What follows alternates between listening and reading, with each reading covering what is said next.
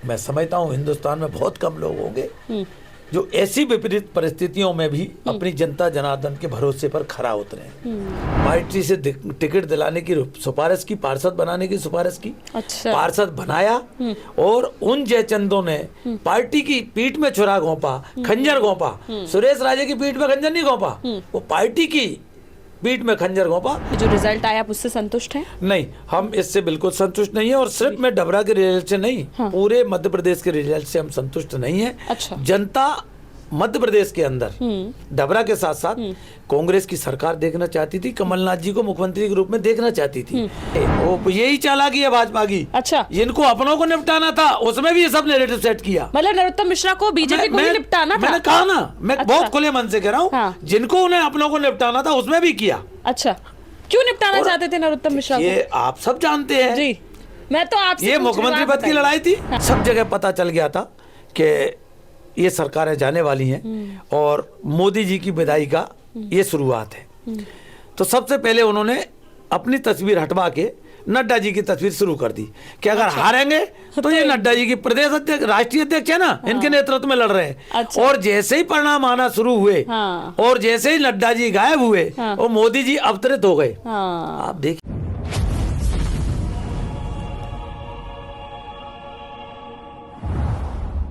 नमस्कार, मैं हूं साक्षी राय और आप देख रहे हैं खरी बात न्यूज। बहुत बहुत स्वागत है खरी बात न्यूज में। और आमने सामने में हमारे साथ वापस से मौजूद हैं सुरेश राजे जी। डबरा से एक बार फिर से निर्वाचित होकर आए हैं विधायक। सबसे पहले तो बहुत बहुत बधाई आपको।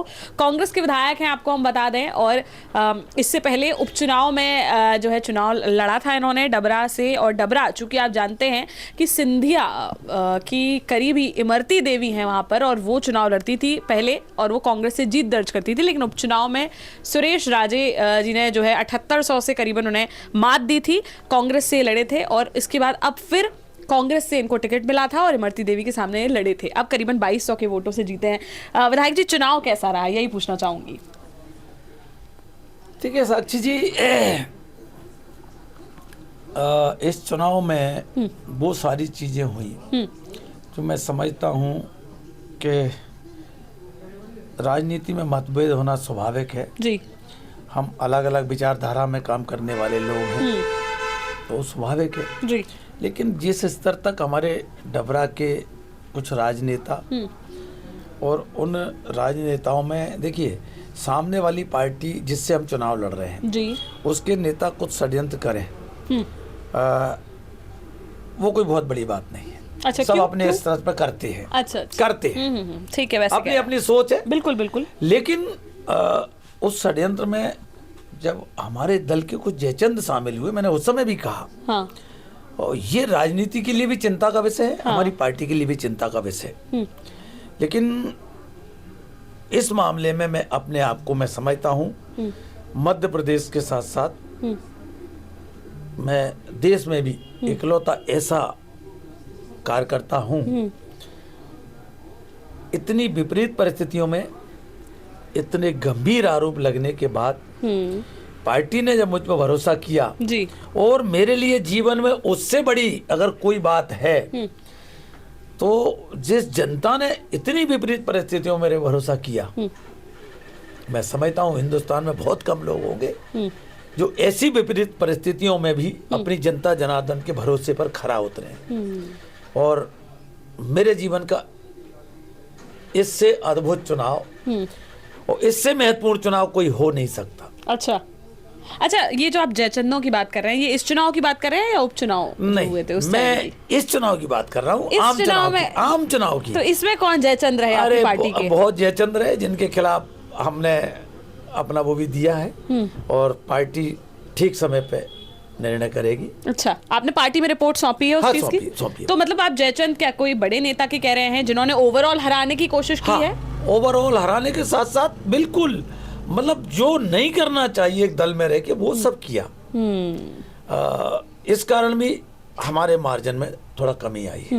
आप बोल सकते हैं, आप जो आपको बोलना चाह रहे हैं, बताइए ना, किसके बारे में कह रहे हैं आप? मेरा ये कहा ना कि जो नेता कांग्रेस पार्टी का तगमा लगाते हैं, जिनकी पहचान कांग्रेस से है, बिल्कुल, कुछ जयचंद तो ऐसे थे जिनको हमने खुद की रिकमेंडेशन पर पार्टी से टिकट दिलाने की सिफारिश की, पार्षद बनाने की सिफारिश की। अच्छा। पार्षद बनाया और उन जयचंदों ने पार्टी की पीठ में छुरा घोंपा, खंजर घोंपा। सुरेश राजे की पीठ में खंजर नहीं घोंपा, वो पार्टी की पीठ में खंजर घोंपा।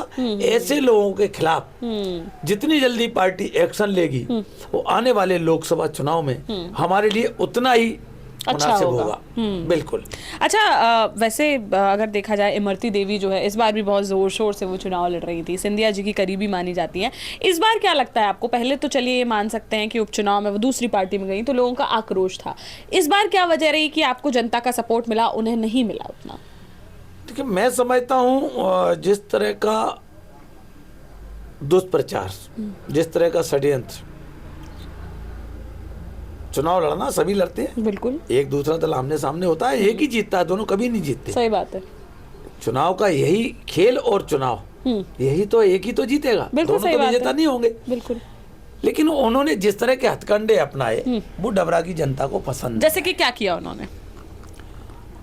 मैंने कहा ना कि बीच चुनाव में मेरे खिलाफ जिस तरह का दुष्प्रचार किया गया, मेरे चरित्र को लेके चरित्र हनन की कोशिश की गई जी। और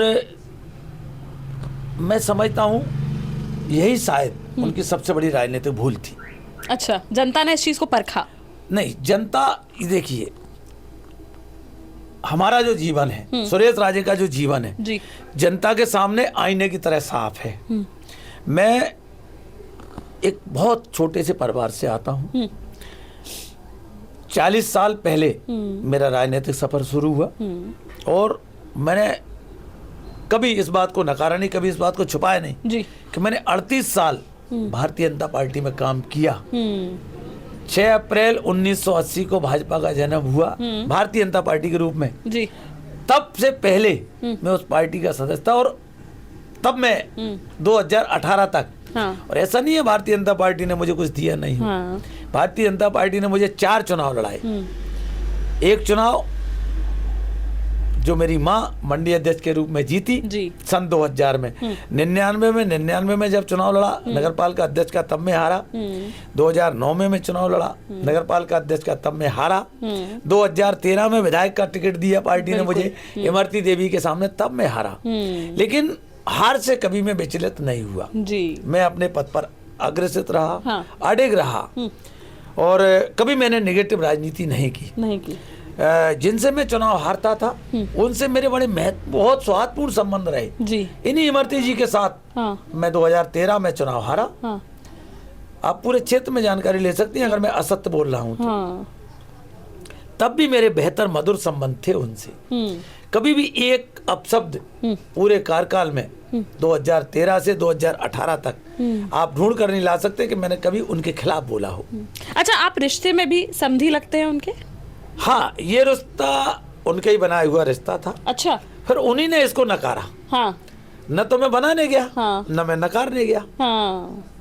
मतलब लगते हैं या नहीं लगते हैं? मतलब नहीं, ऐसे लगते रिश्ते हैं ना। लगते हैं, लेकिन उन्होंने इस चीज को पहले माना फिर नकार फिर दिया, नकार। ऐसा। जी। चलिए, तो कोई बात नहीं। अच्छा, आपको क्या समझ में आया इस चुनाव में? आपको क्या लगता है कि जीत होनी चाहिए थी, नहीं होनी चाहिए थी? ये जो रिजल्ट आया आप उससे संतुष्ट हैं? नहीं, हम इससे बिल्कुल संतुष्ट नहीं है और सिर्फ मैं डबरा के रिजल्ट से नहीं, पूरे मध्य प्रदेश के रिजल्ट से हम संतुष्ट नहीं है। अच्छा। जनता मध्य प्रदेश के अंदर डबरा के साथ साथ कांग्रेस की सरकार देखना चाहती थी, कमलनाथ जी को मुख्यमंत्री के रूप में देखना चाहती थी। ये जनता को भी आज तक समझ में नहीं आ रहा कि हुआ क्या। अच्छा। मैं कह रहा हूँ एजे साक्षी जी, मैं आपके माध्यम से आपसे पूछना चाहता हूँ, आप अपने दिल पर हाथ रख के पूछो, एक पत्रकार की हैसियत से नहीं। आपको नहीं लगता था जब आप क्षेत्र में जाते थे तो बदलाव की एक बयार थी, जनता चाहती थी, कर्मचारी चाहता था, किसान चाहता था, मजदूर चाहता था, नौजवान चाहता था बदलाव हो, तो बदलाव आखिर क्यों नहीं हुआ? ये बहुत गंभीर मसला है। और आप बताएं, आपको क्या लगता है कि जब इतनी बदलाव की लहर थी, जब तक ईवीएम से इस देश में चुनाव होंगे, अच्छा, इसी तरह के जनादेश आएंगे। अभी एक नैरेटिव सेटअप किया है, ध्यान करो आप। अगर ये ईवीएम का जनादेश नहीं होता तो हिम्मत नहीं थी कि शिवराज जी को हटा देते। अच्छा। उनको मालूम है लाडली बहना को हटाने की योजना बना ली ना। क्यों? अच्छा। उनको मालूम है हाँ। कि इसमें कोई रोल शिवराज जी का नहीं है, लाडली बहनों का कोई रोल नहीं है। रोल है तो ईवीएम का है, इसलिए किसी को बनाओ, किसी को बिठाओ। कितनी सीटों पर किसी आप को देख रहे हैं, हटाओ। जैसे नरोत्तम मिश्रा हैं, इतने बड़े गृह मैं ना मंत्री करा हैं। उन्हीं ने सब, देखिए वो यही चालाकी है भाजपा की। अच्छा, जिनको अपनों को निपटाना था उसमें भी ये सब नैरेटिव सेट किया। मतलब नरोत्तम मिश्रा को बीजेपी को ही निपटाना था। मैंने कहा ना, मैं अच्छा। बहुत खुले मन से कह रहा हूँ, हाँ। जिनको उन्हें अपनों को निपटाना था उसमें भी किया। अच्छा, क्यों निपटाना और चाहते थे नरोत्तम मिश्रा को? ये आप सब जानते हैं। जी, मैं तो आपसे ये पूछ रही हूँ, मुख्यमंत्री आप पद की बताइए। लड़ाई थी। हाँ, बहुत सी खुली बात कह रहा हूँ। कोई नहीं देखना चाहता था हाँ, उन्हें। मैं कह रहा हूँ ना, ये भाजपा के अंतर कलह का मामला है।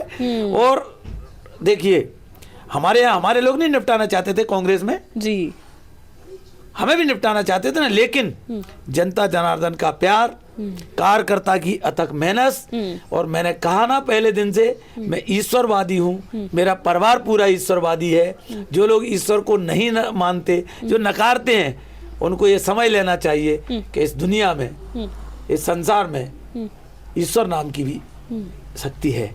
नहीं बिल्कुल। अच्छा, आपने कहा जैसे कि चलिए नरोत्तम मिश्रा की बात हटा देते हैं, लेकिन 12 मंत्री जो है भाजपा सरकार के हारे। इसके अलावा 4 राज्यों में चुनाव था, तेलंगाना में भी कांग्रेस चुनाव जीती। तो अगर हम ईवीएम पर आरोप लगाएं तो क्या हम मान सकते हैं? क्योंकि फिर उसके बाद तो लोकतंत्र पर खतरा ही खतरा है, अगर आप कहेंगे ये चीज तो। ये साक्षी जी बिल्कुल ठीक। हाँ। देखिए, अमित शाह जी, मोदी जी, जी, इनकी उस चीज को समझना हर किसी के बस का काम नहीं है।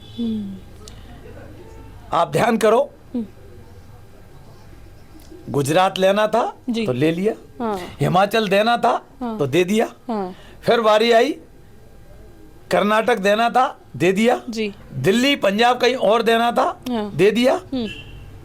अब मामला आया, हमको लोकसभा के हिसाब से व्यवस्था देखना है। अच्छा, तो लोकसभा के हिसाब से ये भी करना है कि तेलंगाना दे दो। अगर तेलंगाना में इस तरह का करते तो जनता सड़कों पे होती, क्योंकि उनका वह जनाधार नहीं है, जीत ही नहीं सकते, वोट ही नहीं है, हाँ, तो जनता रोड पे आ जाती। हाँ, इसलिए हाँ, तेलंगाना आपको दे दिया। ये नहीं कह सकते इन आप, 3 क्षेत्रों में ये खेल कर सकते कह थे। नहीं सकते आप, हाँ। अगर ईवीएम गड़बड़ है हाँ। तो तेलंगाना कैसे जीत रहे हो। और सही बात है, हमने- मतलब वहां पे देखिए, कुछ था ही नहीं। मैं आपके चैनल के माध्यम से ये मांग करता हूँ जी, कि वाकई मोदी जी को, जैसे अभी हम विधानसभा से आ रहा हूँ, अभिभाषण जब राज्यपाल महोदय पढ़ रहे थे, हमें लग ही नहीं रहा था कि हम मध्य प्रदेश में की विधानसभा में बैठे हैं। हमें ऐसा लग रहा था कि मध्य प्रदेश की विधानसभा से हमारा प्रमोशन कर दिया, हमको लोकसभा में बिठा दिया, और हम मोदी जी का गुणगान सुन रहे हैं। अच्छा, कोई शिवराज जी के कार्य की कोई सराहना नहीं,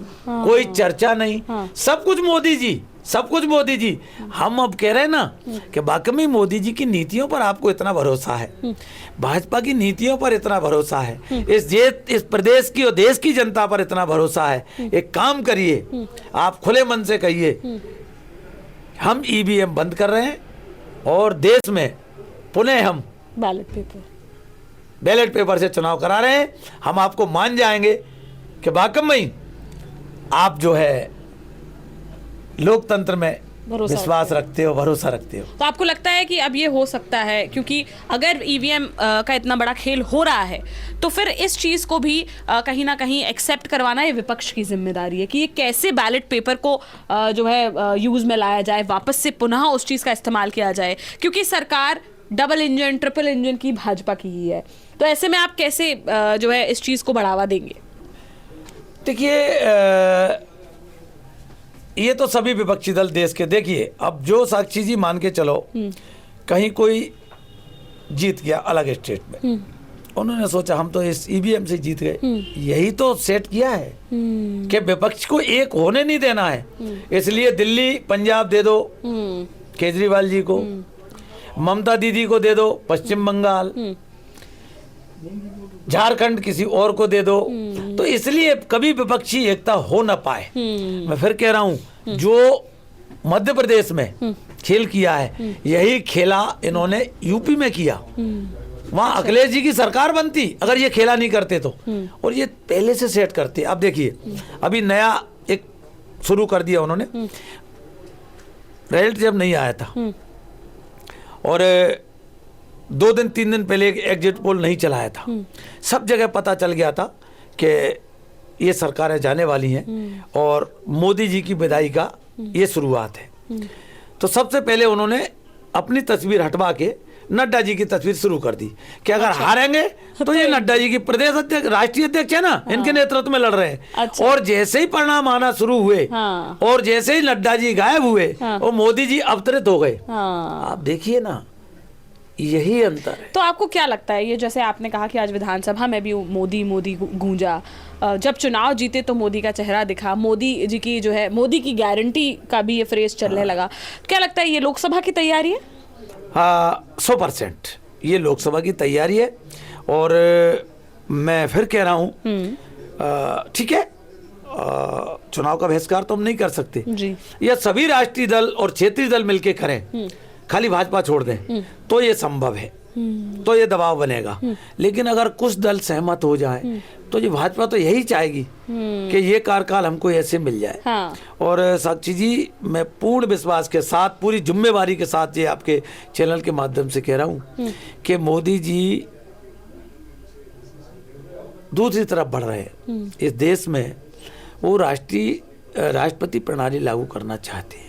अच्छा, वो क्या करेंगे, जैसे ही गलती से इस चुनाव में जीते तो आप देखना वो अगले राष्ट्रपति होंगे और सारी शक्तियां राष्ट्रपति के अधीन होंगी। और फिर कम से कम हमारे देश में, जो अन्य देशों में है ना, कि चुनाव का बार बार खर्च करने से अच्छा ये है कि 15 साल के लिए ये चुनाव को रोक दिया जाए और एक के हाथ में कमान दे दी जाए। ये इस ओर हमारा देश बढ़ रहा है। अगर इससे बचना है तो सभी विपक्षी दलों को एकजुट होकर सबसे पहले ईवीएम का बहिष्कार करना चाहिए। चुनाव की तैयारी अपनी जगह है, लेकिन हमें कोशिश करना चाहिए, हम निर्वाचन आयोग से मांग करें। अच्छा, मैं ये कह रहा हूँ, जब इतना भरोसा है भाजपा को अपनी नीतियों पर, इतना भरोसा है मोदी जी की गारंटी पर, इतना भरोसा है मोदी जी के फेस पर, तो फिर क्यों डर है? हटाओ ईवीएम, आने दो ना, बैलेट पेपर आने दो, दूध का दूध पानी का पानी हो जाएगा।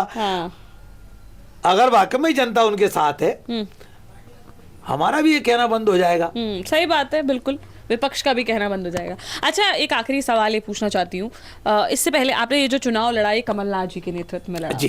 अब आपके प्रदेश अध्यक्ष जो हैं जीतू पटवारी जी, एक युवा नेता को बनाया गया है, क्या लगता है दोनों में क्या डिफरेंस रहेगा? कमलनाथ जी से कैसा नेतृत्व मिला आपको और अब जीतू पटवारी जी से कैसी उम्मीद है? देखिए, दो चीजें हैं, दो मूलभूत अंतर है, इनको हमें दिल से स्वीकारना होगा। कमलनाथ जी ने चुनाव लड़ाया, बेहतर प्रबंधन था उनका, कोई उनके प्रबंधन में कमी नहीं। जहां तक टिकटों का सवाल है, कोई भी राजनीतिक दल 100 में 100% ठीक निर्णय नहीं होता। कहीं 2-4 जगह 19-20 होता है, कहीं किसी तरह की कोई कमी। मैं कह रहा हूं, मैं आपके माध्यम से आपसे पूछना चाहता हूं, कहीं आपको लगा नहीं, बिल्कुल कि कमलनाथ जी और शिवराज जी में 19-20 जनता में शिवराज जी से ज्यादा लोकप्रिय थे चुनाव के समय? बिल्कुल। उन्होंने तो, उनके पास तो सरकार थी, इतना बड़ा खजाना है, केंद्र से लेकर राज्य तक लगातार 18 बरस से 19 बरस से उनकी सरकार प्रदेश में है, तो कोई संसाधनों की कमी नहीं थी। लेकिन इसके बावजूद कमलनाथ जी ने वो चुनाव लड़ाया सभी को, कि कहीं ये महसूस नहीं होने दिया कि हम विपक्ष के प्रत्याशी हैं। बिल्कुल सही बात। लेकिन मैंने कहा ना, उनकी सारी मेहनत पर पानी फिर गया ईवीएम की वजह से। अब जब नए नेतृत्व का सवाल है, तो हमारे हाईकमान ने भी ये सोचा कि जब शिवराज जी मुख्यमंत्री होते तो कमलनाथ जी और उनकी पूरी टीम उनका उस स्तर पर मुकाबला करते जी। और उनके कंपैरिजन में सदन में कमलनाथ जी भी शोभायमान रहते कि चूंकि इतने वरिष्ठ मुख्यमंत्री है, उनके सामने इतना प्रतिपक्ष का वरिष्ठ नेता होना चाहिए। चूंकि जब भाजपा ने एक ऐसा प्रयोग किया, तो फिर हमें, हमारे नेतृत्व को भी ये मनन करना पड़ा कि हमको क्यों न उनके ही मुकाबले में उन जैसा ही सदन के अंदर भी सदन के बाहर भी। एक आरोप हमारे कमलनाथ जी पे बार बार लगाते थे, उड़न खटोला से उतरते हैं, उड़न खटोला में बैठ जाते हैं। ठीक है, और उनकी मनसा थी सड़क वाली, हम उनकी वो हसरत भी हमारा दल पूरी कर देगा। अच्छा, मतलब अब वहां पर चूंकि मोहन यादव है तो इसलिए यहाँ जीतू पटवारी हैं, और मोहन यादव से के कंपैरिजन में आप कमलनाथ जी को काफी ऊपर मानते हैं कि उनके अनुभव को, उनकी वरिष्ठता को, बिल्कुल बिल्कुल बिल्कुल बड़े नेता, सीनियर नेता हैं। जी, चलिए ठीक है, हमारी डबरा की जनता को क्या संदेश देना चाहेंगे विधायक जी? डबरा की जनता को यही संदेश दूंगा कि इस धर्म युद्ध में आपने धर्म का साथ दिया है, और मैं उनके सपनों का डबरा कैसा हो उसको बनाने में जी जान लगा दूंगा। भले हम विपक्ष में बैठे हैं, लेकिन ये 5 साल का अवसर मिला है, वो मेरे पास 3 साल के अवसर में 1 साल कोरोना काल चला गया मेरा। मैं कभी ये महसूस नहीं होने दूंगा डबरा की जनता को कि हम विपक्ष में हैं। अच्छा। विपक्ष में रहते हुए सत्ता पक्ष का एहसास कराएंगे, यही मेरा निवेदन भी है, आग्रह भी है। और अपने डबरा की जनता को जितना नमन करूं, मेरे पास धन्यवाद बहुत छोटा शब्द है, जीवन भर उस जनता का ऋणी रहूंगा और पूरी कोशिश करूंगा कि अपने डबरा की जनता जनार्दन के सपनों पे खरा उतर सकूं, बिल्कुल उनके भरोसे पे खरा उतर सकूं, जो भरोसा उन्होंने मुझ पे पुनः ऐसी विपरीत परिस्थितियों में जताया है। बिल्कुल सही बात है। चलिए, हमारे साथ मौजूद थे डबरा से एक बार फिर से निर्वाचित होकर आए विधायक सुरेश राजे जी, कांग्रेस के विधायक हैं और जो है फिर से एक बार जीत दर्ज की है उन्होंने। तो अब आप क्या सोचते हैं, हमारी जो डबरा की जनता हमें देख रही है, चूंकि काफी लोग हमसे डबरा से भी जुड़े हुए हैं और ग्वालियर चंबल क्षेत्र से भी जुड़े हुए हैं, तो आप लोगों का क्या मानना है इस बार? क्या ऐसे कुछ काम है जो डबरा की जनता चाहती है कि प्रमुख रूप से हो? हमें कमेंट बॉक्स में कमेंट करके जरूर बताएं। साथ ही अगर कोई और सवाल आप पूछना चाहते हैं विधायक जी से तो वो भी कमेंट बॉक्स में कमेंट करके जरूर बताएं। वापस से विधायक जी का समय लेने का प्रयास करेंगे और उनसे आपके सवालों का जवाब लेंगे। बहुत बहुत धन्यवाद हमारे साथ जुड़ने के लिए विधायक जी। अभी के लिए फिलहाल इतना ही, बने रहिए हमारे साथ, देखते रहिए खरी बात साक्षी राय के साथ। नमस्कार।